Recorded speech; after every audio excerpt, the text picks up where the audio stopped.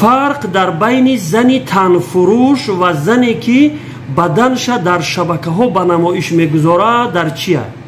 یکی بدنش در اختیار یک مرد قرار میتیه به خاطر پول، دیگری به خاطر پول بدنش، زیباگی های بدنش در اختیار میلیون ها مرد قرار میتیه. فرق در بین اینها در چیه؟ خواهش میکنم دخترهایی که در تیک توک اینستاگرام با لباس های تنگ نیم برهنشون خودشون به نمایش میگذارن همینو جواب بتین، ولی به تحقیر و به اهانت. این فقط نظرسنجیه. اگر نصیحت کردن نمیتوانید، لااقل به سوی نصیحت راهنمایی کنید. لایک ماندن شما سبب می شود که این گونه نوارهای اسلامی به دیگران برسد و برای شما هم اجر و پاداش نصیب شود.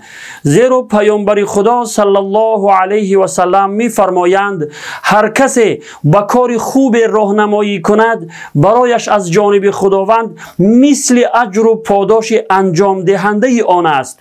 پس در نشر خوبی ها سهم گذار باشید.